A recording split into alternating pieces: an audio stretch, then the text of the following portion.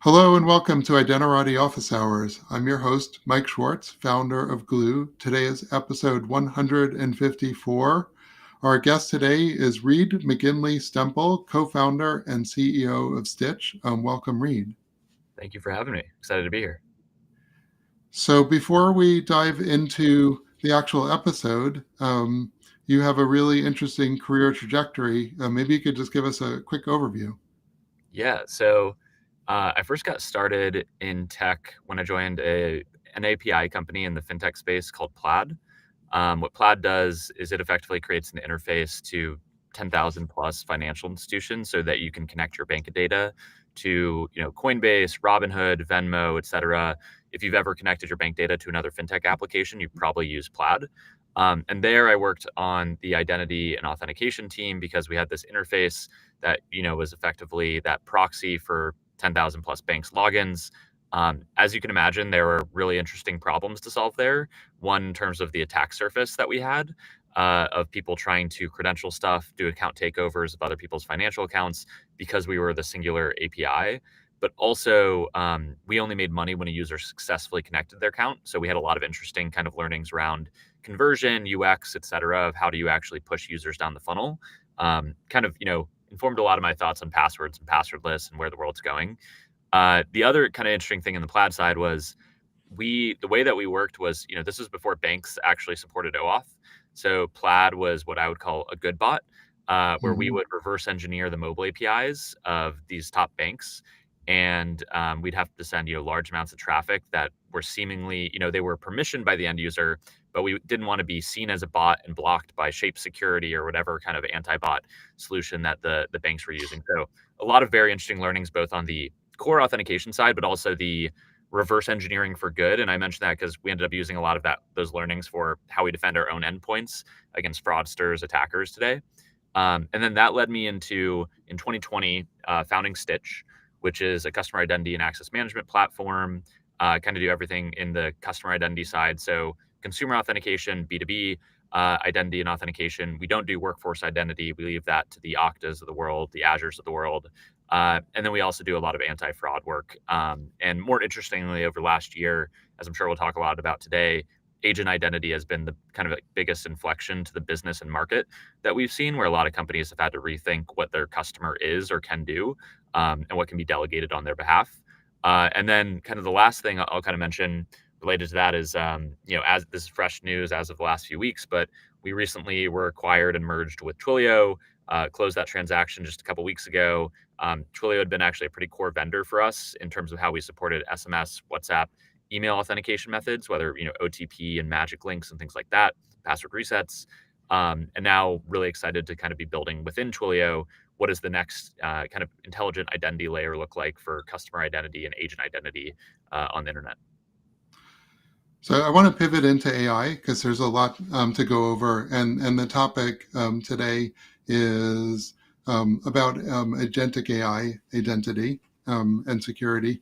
But maybe I'll just take a quick opportunity because you're in an interesting point from your perspective, having taken from start to finish in five and a half years or so. What are some of the things that surprised you about that journey, from your original conception of the value proposition till selling it? Like what changed along the way that maybe surprised you? It's really interesting that when we started the company, we did not know if we'd ever have to support passwords. We were like, okay, it's 2020, passwordless is taking off. A lot of like apps were moving to magic links. SMS OTP was becoming more common as a primary authentication, not just a Mhm. 2FA. Obviously, you already had Google OAuth and all of the different kind of OAuth flavors for, consumer single sign-on. And then you had WebAuthn, it was pre-passkeys, or multi-device, like kind of syncing passkeys, but you did have Mhm. WebAuthn in the wild. And so when we started the company in 2020, we were like, we might be able to get away without ever building passwords. We were very wrong about that. Because what Mhm. we found in that first kind of like year and a half, 2 years is that we could sell to a lot of startups without passwords that wanted to kind of adopt the latest and greatest, what was the new trendy technology. And then we'd be selling into a financial institution or a larger enterprise. And what was interesting was, it wasn't that they were in disagreement over the future being passwordless. but there's just so much more um, natural friction internally when you think about change management. If you're Hmm. convincing someone at a large bank or just a large Fortune 1000 that they need to drop passwords entirely, because now it's not just an engineering decision, it's also a customer support decision where you're going to have some sign off from someone that is the head of customer experience or customer support. It's like, what if I get support tickets that are complaining what happened to the password? Why is this still secure without a password? I prefer the password. And it's kind of interesting in that now that we launched, back in 2022, password support, and we're kind of this hybrid platform, we kind of see ourselves as a bridge to the passwordless future. Since we launched that, it's been very interesting to look at the data. I'd say about 50% of our customers are hybrid, where they use passwords and passwordless. 50% use just passwordless. Of the 50% that are hybrid, uh, what percentage would you guess of their end users choose the passwordless option versus passwords? Um, okay, I'm really just guessing here. 25%? 93% choose passwordless. Okay, wow. And because if you think about it, a lot of them usually have multiple passwordless options. They'll have like sign in with Google, maybe sign in with Mhm. Apple, sign in with email magic link, maybe passkeys now over the last year or two.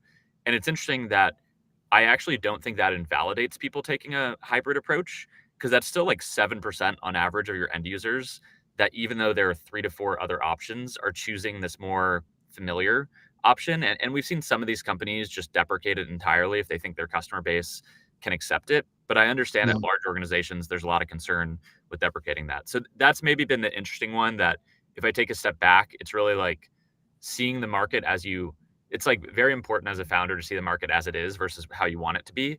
And probably underestimating early on in the journey how much like internal friction people are willing to go through for your vision of the future versus like, yeah, versus like sticking their neck out and just wanting to get something that works and doesn't require them to put their neck on the line internally. Ian Glazer gave a great keynote um, at an Identiverse when he was still at Salesforce. He mentioned that they never got to 100% passwordless. I think the best that they got to was 80%. He was like, there's a 20% hardcore we just couldn't get out of passwords. So his opinion was also you never get to 100%. So 93% is great, that still reduces the toxic waste surface area of passwords by 93%. So sounds great. Actually, let me ask you one more IDP trivia question. Um, what's the feature that you invested the most in that got the least adoption, that you had the most hopes for, but just the market didn't align with your vision? Great question. So, pre-passkeys, it was WebAuthn. Like core WebAuthn before you had like Yeah. multi-device passkeys. Hmm. Um, we love the idea for it. We're like, phishing resistant, taking the biometrics from my device, using it on the web. Really awesome. The demo would blow people away. And then that was an example where you'd get into even more like edge cases and rough edges as like a real enterprise was looking at it, where Right. they were like, oh, well, what if my user like signs up on the web, but then next comes in through mobile and I don't have a way to enroll them? Like, do I have to re-enroll them? What if they open up the order confirmation in their email client on mobile and now it's a web view? It's not actually Safari or Chrome. And how do I manage that? And just a lot of people didn't want to deal with it. Passkeys we've seen be like slower, steady adoption, and Hmm. it's still not been kind of like runaway adoption yet. But I'd still say it's a massive difference versus WebAuthn, where like WebAuthn, I could probably count on two hands the number of customers that actually like used it in its true like device bound method. Now there are like more, now that we've gotten bigger, there are more use cases where people are thinking about it just for like high security assurance, and but like passkeys have kind of been what have exposed them to it. And then you'll have different like flavors in terms of whether people want device bound or not device bound for. Yeah. It's funny because actually my response would be almost exactly the same, except I don't know. For us, we've did the whole rewrite after the breaking changes in 22 that introduced passkeys, and I think that's an ultimate like market meets the technology like situation where Apple was just like, no, we need to sync these passkeys so when you get a new device, everything doesn't go away. Um, but yeah, I think we've made huge investment here at Glue, building a really robust FIDO server. And I think those rough edges still haven't 100% gone away, to be honest, on the web. I feel like there's still differences between, let's say, Safari and Chrome, um, and there's still weird. Um, there's a lot of widgets you have to get right as a web developer to get the experience like the way you want it. And so I actually like Fido better for mobile because I feel like in mobile you have full control, whereas in the enterprise space, when you're talking about a lot of different browsers, I still feel like there are some rough edges there, even though Passkey has made it a lot better. I would agree. Yeah, I wouldn't say we're out of the woods on it yet, and there's still a lot of kind of abstracting to do for developers. But to your point, it sounds like we had a similar experience where like pre like device syncing, it was kind of like dead on arrival WebAuthn with a lot of customers, and now there's still friction points, but it's at least getting adopted and Yeah. increasing adoption. And a lot of really great successes in the consumer space. A lot of good of examples for people to look at now about how good ways. I like GitHub. I like Google. Um, and yeah, there's some good ones out there. Um, I like well, Amazon. let A tip for folks if they haven't done it. Like I know a lot of people share Amazon accounts, or at least we do, and a lot of my friends do with their partners. yeah. And adding the two passkeys for my wife and I to log into Amazon has been a significant both security and UX improvement over us texting each other. What did you change the password? What did the password change to on our Amazon account? So that's been Yeah. a one I've appreciated, even if they kind of bury it in settings today. I was going to say Amazon, but I also have mixed experiences with Amazon, depending upon like which like website and interface you're going through. So I I'm was going to like flipping compliment mobile them, here. but then I held back a little.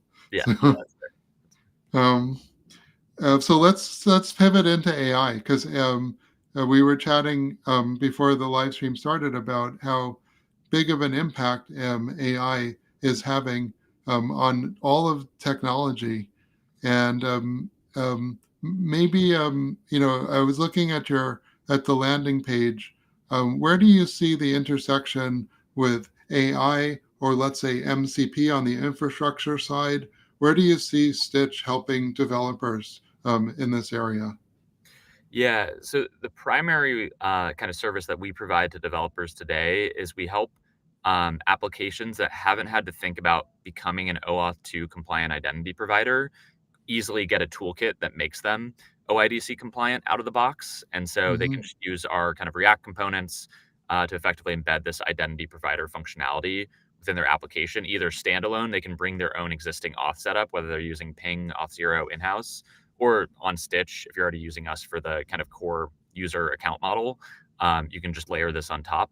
And where that comes in handy, or where we've kind of seen like the growth in that, because that's been our over the last 9 months, it's been our fastest growing product, is primarily driven by folks that are building remote MCP servers that want to do OAuth based authentication versus like API keys for that. Hmm. So if you want to be listed as like a Claude connector, that's been a popular use case for people to launch remote MCP servers.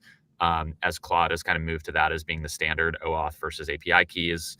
The other kind of interesting development there recently has been the Apps SDK, where right now the Apps SDK and OpenAI, that's the ChatGPT version of kind of Claude connectors, allows you, I think there's like 6 apps that they launched with a month or two ago, which are like Spotify, Booking.com, Expedia, companies like that.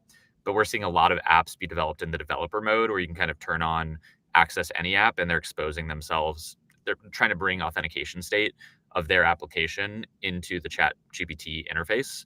And so really the primary use case has been for folks that want to stand up remote MCP server authentication, and Hmm. in doing so, using us to become an OAuth 2 compliant identity provider. This gets very abstract, and I thought it might be good to have an example. And I was browsing the documentation for Stitch, and it turns out like you guys are practicing what you preach in that there's actually a cool MCP interface to Stitch itself. Could you Yes. talk a little bit about that, like just as an example? Because I think it's good to make it concrete sometimes. Yeah, definitely. So, for context for folks, and it's always interesting when we talk about like Stitch drinking our own champagne, eating our own dog food, because it gets very meta. And so sometimes it's like, how do you like keeping people like, oh, we're using Stitch to do this Stitch thing, etc. But this one I think is a pretty clear cut one where if you think about it, any application could probably benefit from having a remote MCP server, because really what you're saying is I have functionality in this application that I want to make it easier for AI agents to interface with and take Hmm. actions on behalf of an end user. So for us, we're a developer tools company, right? We let you sign up, you spin up an account, you get API keys, you have a dashboard where you can like configure your SDK, your login page. Maybe you set up a redirect URL for a magic link or a password reset. You do all of these things that today are done through the admin console of Stytch.com. If you're a developer, it's the developer dashboard. And so our MCP server, even though we're not a consumer app, was thinking through how could we expose that functionality. So if folks are using Claude Code, Cursor, Devon AI, Cognition, any of these like coding agents, how can we make it easier for those coding agents to interact with and build their Stitch integration, from the terminal line or from a chat interface. And so to do that, what we did was we effectively wrapped up our programmatic APIs, our workspace APIs, Hmm. behind this kind of remote MCP server for Stitch. And then we enable ourselves as like an OAuth 2 identity provider so that you still, as a developer, like me, John Doe at developerwebsite.com, can sign up Yeah. for a Stitch account and then delegate access like to certain scopes and permissions of my entire Stitch dashboard functionality to one of these coding agents. And then within Cursor, I can be like, go build this full integration with Stitch. And it's really been powerful in that it's allowed us to expose the onboarding experience to coding agents so that developers don't have to learn everything. And obviously, that's a very developer B2B centric use case. But you Hmm. can imagine kind of the corollary of this is if you're a consumer app and you don't want to take a user through like a 6-step tour of how to use your product and they already use ChatGPT or Claude, you might want to expose the functionality as a remote MCP server so that ChatGPT and Claude can effectively onboard for them to get whatever the benefit of your consumer application is, whether that's, creating music if you're like a Suno or like a GarageBand competitor, whether that's buying something if you're an e-commerce site. And so, yeah, we have a Stitch MCP server that people can go find in the Claude Connector App Store. We're one of the kind of like featured ones there. We'll be in the apps. We'll be in ChatGPT once they allow submissions from those non-select partners. But yeah, it's been an exciting time to kind of practice what we preach and build something there. Yeah, yeah, and Glue has been working on an agent um, so that can query, let's say, what clients are out there or what clients from this organization, but trying to use natural language to interface sort of with real-time information, so you can talk to the system and get information about the system. It's really, if you had told me we'd be doing this like when I started 25 years ago, I never would have believed you. It would have seemed like science fiction. Um, Actually, out of curiosity, a question for you. When did you start to believe like this agent identity kind of delegated access? Like, when did you start to believe this was becoming a real thing versus a theoretic thing over the last year? Or are you still getting there? well, so I think I got there earlier because I interviewed on my open source live stream called Open Source Underdogs, the founder of a company called Robocorp, and they were doing robotic process automation. And so sometimes I wonder about the line between process automation and AI. And I guess the LLM chat interface is new, but the idea that software is eating the world is, Mark Andreessen said that, probably like 10 years ago. But I think what's interesting about this moment in AI is that when at a board level, when they could ask ChatGPT to generate, their latest letter in iambic pentameter, they created this general interest, sort of fascination with AI, and the general public, I think, maybe in misunderstanding it a little bit, has actually gone further than the LLMs themselves um, in terms of the expectations that it's brought on businesses. And so I've really noticed a change sort of at the business level, like I would say in the last 6 months or so, um, I feel like the impact or the expectation that the AI is going to be really important to your business. And if you don't get that right, you're not going to be able to compete. and you might, lose in the market as a board level concern. I think that that's gone really general interest and is creating more sort of pressure on the market to solve some of the security issues that have always been there. The challenges we've always had about making delegations to software, and then how do those delegations pass through either a microservices network or a distributed network. Mm. Um, but it is really interesting. Even the way we write software has changed. I saw in one of your demos, you had a section in the README where you're basically writing in first person or in second person to the AI agents. Like, if you're an AI agent, you should do this. Here's your instructions, AI agents. Is that becoming a new best practice? And how do you see um, this affecting, like I heard someone say, like, we used to call it vibe coding, now we just call it coding. Um, how is AI actually impacting your interface with developers, and how you write and release software and demos and stuff? Yeah, it's a great question. There's a quote one of our internal engineers has, who said, if an agent can't interpret and reason about your API, there's no way a human can. Like your API is gonna be bad for developers too. And so it's interesting in that, like, I think regardless, it's a good practice to be like, if I can't get an AI agent to be able to use my APIs correctly, then Mhm. already I'm probably creating too much complexity and putting a lot of like cognitive load on the developer. Yes, a developer is probably smarter than that AI agent, but developers are strained for resources and time, and developers don't want to kind of, fumble over bad documentation. But in terms of kind of like what you noticed there was that we have kind of LLM instructions for our docs, and we do LLMs.text to make it very easy for our documentation to be consumed by LLMs. The thought there is, and we've seen this internally, is as more and more of the developer workflow moves from, I'm just going to open up the docs and figure out these few different vendors, providers, and figure out which I like more, to maybe starting your search or your discovery of what the options are out there via Claude or ChatGPT or Cursor or, whatever other service you might Mhm. be using. Really, we have to kind of sell the LLMs on why Stytch is a better option for them to present. And that means it's easy to discover the information. It's easy to not hallucinate over like common workflows that somebody might be asking for, like set up XYZ thing with Stitch. And so for us, we actually see it as just a strategic imperative that if we don't want to get left behind and see a competitor that becomes the kind of premier option with that a chat interface is promoting to the user, that we need to compete there. And it's interesting. We use a tool. Everyone talks about search engine optimization. Obviously, most people, it's pretty common term now to talk about like AI engine optimization of how do you make Mhm. sure you show up in the LLM. We use a tool that shows like our citation versus like our key competitors, like an Auth0 or Okta, and we've SEO takes years to catch up on of someone's investment. AI engine optimization, we've actually been able to like exceed a lot of our like incumbent competitors quite quickly because it was just kind of a new fertile ground. So for us, it was kind of a something that we thought would help with developer workflow, but also was just a strategic focus in terms of how do we make sure that we get attention from the LLMs.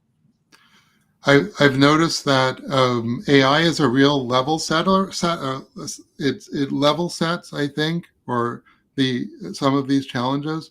Like Auth0, for example, they wrote a ton of documentation that required a lot of capital.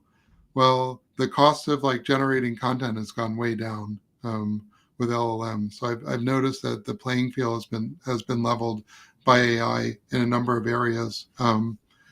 And Yeah, I wanted to talk a little bit about security. Um, I was looking at the landing page for Stitch, and it mentions that Stitch will help you secure all AI transactions. I'm wondering what you actually mean by secure. It's a good question. I would say the main things we're typically referencing when we talk about Hmm. that is when we talk with customers, we ask them kind of like where on the spectrum of becoming agent ready are you? And what I mean by that is we find customers that come to us and say, I want to enable AI agents before my competitors do because I think it will give me an edge. and that they're far on the kind of spectrum of they want to become agent ready. And then there are others on the opposite side of the spectrum where it's like we'd call it agent skeptical or even anti-agent, Hmm. where they come to us and they say, "My business is fully focused or is going to be fully disintermediated if AI agents and bots can freely browse my site." So think about it as like a site that has some level, like maybe they operate off the fact that they have some semi proprietary level of like content on it. So it might be news or media site. It could be something like an employment site that does like job listings. And they may be more skeptical of AI agents because they don't want to be consumed by AI agents that then disintermediate their user interface. And so I mentioned that because when we have someone on the I want to enable AI agents to use my site, access it, etc., and someone that's skeptical, there's actually very different solutions of the Stytch platform that they're using, which is why when we say secure AI interactions, it can be quite different. So if somebody is like pro enabling AI agents, typically that's closer to what we were talking about earlier, where they want to become an OAuth 2 provider. They want to have like a secure kind of like token, framework for how they think about like creating, scoped permissions and tokens on behalf of a specific user that they can revoke and manage and kind of do like the entire token lifecycle with Stytch. And they use a product called Connected Apps that we have for that. If someone's more on the like agent skeptical or anti-agent side, they're typically using our device intelligence or like agent detection capabilities to understand if somebody's trying to bot them and is lying about being a real human in order to try to consume their content or sign up for fake accounts. And that is a little bit gray area where there are times where it is clearly, I would say, fraudulent what they're doing. There are other times where I don't think it's clearly fraudulent, but I do think the website's within their rights to say we don't want this type of browsing or activity on our site because there's not like an economic value that we get from it. And they're typically using our like device fingerprinting, device intelligence products. So the reason we use kind of like that general secure AI agent interactions is usually it's actually like different parts of the product suite that people are using depending on whether they're trying to enable secure agent delegation or whether they're trying to enable agent detection and blocking or agent monitoring effectively. So, so I'm a company. I want to launch an MCP server to make my content agent ready. Um, is Stytch acting as an MCP gateway, or is Stytch just providing the identity layer and the tokens for me to write my own MCP server?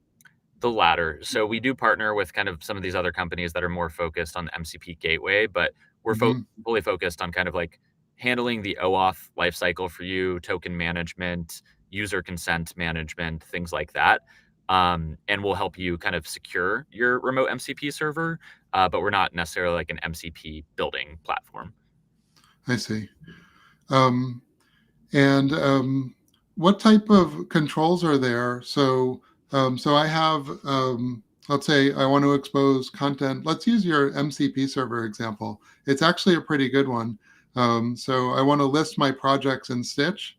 I want to, from Cursor, maybe I want to interact with Stitch. It's not a bad example, right? Um, but obviously that person has to be trusted, because we don't want anybody, like maybe they remove a domain and my customers can't log in. Um, so how do you handle sort of um, um, or let's take a case like stepped up authentication. How would you handle a case where you say to list all projects, you need these scopes, but then if you see a request for delete a project, maybe you need a proof of presence or something. Like I'm just trying to flesh out like how has it changed now that we are talking about a user using Cursor and maybe interacting, or an LLM agent calling the APIs, like what are some of the scenarios that we can handle? Yeah, so there's kind of a couple different ways that we've thought about that to date. One is being obviously like the first and foremost being role-based access aware in terms of how you Hmm. expose this functionality. So the fact that you are hanging this credential and this, access token on a real user, you get to effectively inherit the permissions that they might have. So if this is an admin that actually has that capability, you can expose this there coding agent, you obviously don't want to expose it to someone on the account that doesn't actually have that permission. And so that gets all kind of handled out of the box. That's not too difficult or too complicated to solve. The area of kind of when you think about like step up or human in the loop approval, this is one where we have demos, we have solutions here, but I do think there's some more kind of development and evolution that's happening in the market and that we want to be a part of. So like right now, the demos that we'll provide and that we inform customers on is on those certain like very sensitive actions, stepping it up where they can re-trigger the Stytch API to do another human in the loop approval. So they could send an email magic link to the end user. They could send an SMS OTP code.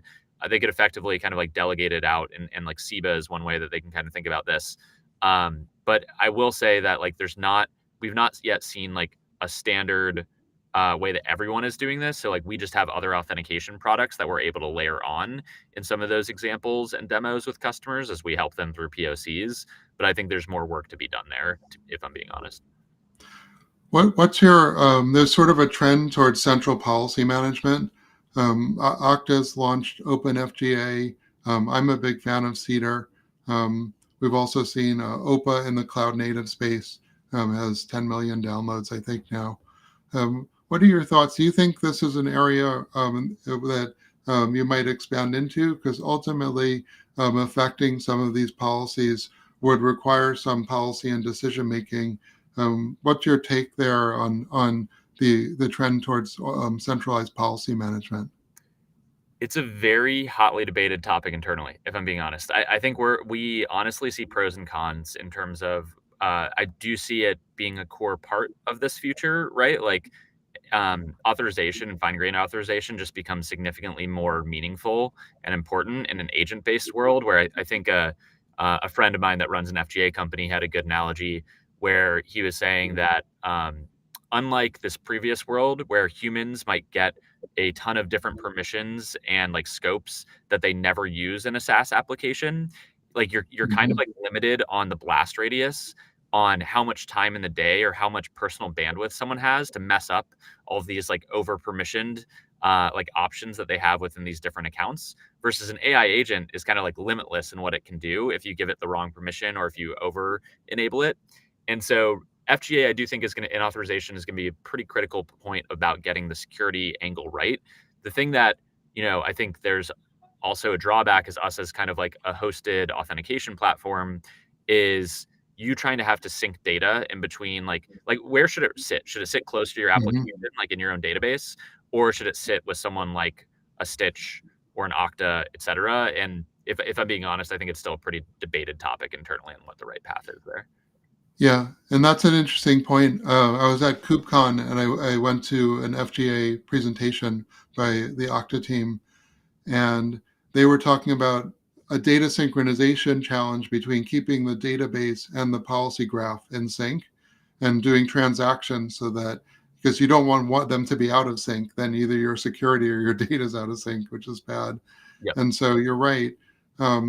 I see a split between policy. The graph-based solutions look to me like a database. They're a kind of data, almost like a database index even. Not a database, but like really more like an index.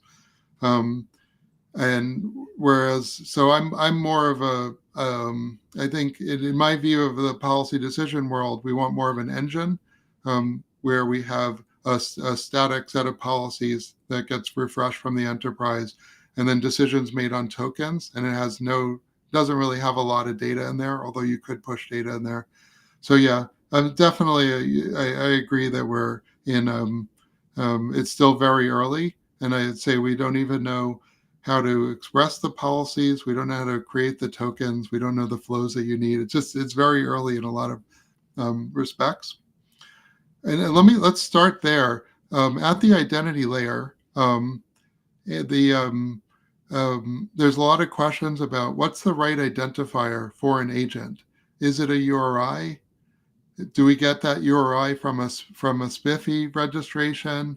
Is the identifier for an agent maybe its public key? Should we use a DID? And then there's some constraints around agents, like the agents have capabilities. MCP servers allow you to list services, for example, or list, I forget what they call it, list options. Um, but maybe there should be a registry somehow of agents to allow agent discovery. How do I know where all the servers that do this thing are, or what maybe the different endpoints are? So, what are your thoughts are with regard to agents around the genesis of an agent? I'm a new agent I spooled up. How do I get an identifier, and what does that identifier actually look like? Yeah. So it's a great question. And obviously, like the MCP spec in particular is one that's moving really, really quickly. And so I feel like every time, if you ask me this on a monthly basis, there's some new development that I'm tracking or something new that's changed. For us today, the way that agents get spawned in our current form is that an agent is always attached in some degree to a real user or human because Mm-hmm. that user is who is delegating access to this agent with different permissions and scopes on their behalf. So there is like it touches the user model to a degree. It's just a different kind of access token that we're creating and kind of this OAuth flow. I think like one of the things that I am curious about is as you get to the point of Genesis where it's not always going to be tied to an existing user account, like the AI agent might actually go do something on behalf of a user within an application before that user is known, because maybe it's like, vetting whether it should sign up for something or whether it's going to be useful to the end user. That's where I'm more interested in kind of like what does the Genesis look like, personally. And I wouldn't say I know the answer, but I think it's something that we're both like keeping an eye in terms of like the different ideas that are coming through the spec, but also open to different ideas. I don't know if you have a strong opinion on this, but I'd be curious to hear. Um, I don't have a strong opinion yet. My guest on Tuesday had a strong opinion that it should be DIDs, because DIDs have DID discovery documents and you could get metadata, and DIDs is an established standard. So there's an argument for DIDs, although I don't know what DID method would be the agreed upon DID method. I think Spiffy is good for workloads for infrastructure, but I'm not convinced it's the right solution for agent identity. Mhm. Um, and I know Whimsy is coming out. Um, OAuth has a new. You guys actually, I think we got connected on an email. I complained at you guys about the fact that client metadata ID isn't standard yet. I know you guys like that. Actually, I like that solution quite a lot. Um, so I don't know. I don't actually have an answer for this. To be honest, like you said, it's evolving, and I'm curious what people are thinking about it. Um, We but we are no. we are pretty optimistic for CIMD over DCR, at least, Hmm. client ID metadata documents over dynamic client registration. To your point, that is funny. That's how we Hmm. got connected. I think we had called it a standard by accident in our newsletter, and you rightfully corrected us. Yeah, curmudgeonly like complained about it. Yes, No, yeah, no, it I was agree. me. I agree. I'm excited that that's what got us connected. But for that one, actually, I think we're the first. I'm sure others have followed or are about to follow, but I think we're the first identity provider to support Hmm. CIMD. And so, if folks are interested in learning more about that, we have a kind of microsite that explains it, makes it easy to play with, called client.dev. Um, Yeah. Well, I think we did an episode on this. I love this standard. So it makes a lot of sense to me. It reminds me a lot of like what I thought we had figured out like 15 years ago. The clients have like in SAML world, the SP has a metadata document with a entity ID in it. There's a lot of like why did we forget that? Anyway, it's a very good idea, but we are sort of challenged from that layer up because first you need an identity and an identifier and credentials, and there's really a lot of infrastructure here that I think is being flushed out at this time. Um, so okay, um, yeah, we're right at 39 minutes. So I'm not sure we have time for another question. So why don't we actually go into last thoughts? Great. Or That's actually, I'll throw one more question at you. Somebody told me recently that they attended a Stitch. It was like an event around MCP, um, and it really reminded them of like the early days of technologies where you're still getting free alcohol, but not a lot of sales pitch. oh, Um, nice. Nice. you're in the Bay Area. And so you're sort of like in the heart of it. Like, what's your take on the AI vibe right now? And compare and contrast that to like maybe other, just being our Bay Area like tech feet on the ground. It's interesting because, the biggest wave I can contrast it with that I've lived through, because Mhm. I've been in the Bay Area since 2017, was the crypto wave, where, like, Mm. you kind of knew Blockchain. you knew a lot of it was built on, like, pretty shaky foundations. Not to say that Mhm. there's not, like, real good crypto use cases today, real crypto companies, but those events, I would say people were talking past each other and, like, imagining like, everything was very focused on, like, a future utopian of some, like, outlandish thing that would be accomplished with crypto, Right. and there was less on, like, the technical details of, like, how you got there and kind of, like, in the weeds. And kind of the person that got, like, wrapped in that, there were definitely really smart, driven individuals, but there was also, it felt like, a little bit more, like, get rich quick schemes. Like, so it was kind of, like, hard to go to those events and be, like, really excited about the A little conversation. grifty. Yeah. Yeah. And then what I kind of contrast that with is, like, it's not that there's not parts of that in AI, there certainly are, but what I found is you can go to a way deeper, like, level of technical discussion with someone, and Hmm. there's not nearly as much this is how things will be type of, like, perspective. There's usually a pretty healthy debate and pretty healthy admission that there's still a lot being figured out and a lot of stuff people don't know. And so what I appreciate is it feels, maybe this is where it feels less like salesy, less sales pitches, is like it does feel a little bit more just like engaged conversation. Everyone knows this is like a massive wave we're all riding, but no one necessarily knows where exactly it's going, even though we know it's going somewhere momentous that we should pay attention to. Yeah, I think that's fair. And actually, I like the crypto comparison because I can't tell you how many people said to me, Web3 is like the web, and they would make internet and web comparisons, and I would tell them like I actually remember seeing a browser in 1994 for the first time, and like I remember the adoption of the internet and the web and what that felt like, and blockchain never felt like that to me. Like the number of people who were getting browsers versus the number of people who are getting crypto wallets. Never like the growth of that. Never those. They just didn't align at all.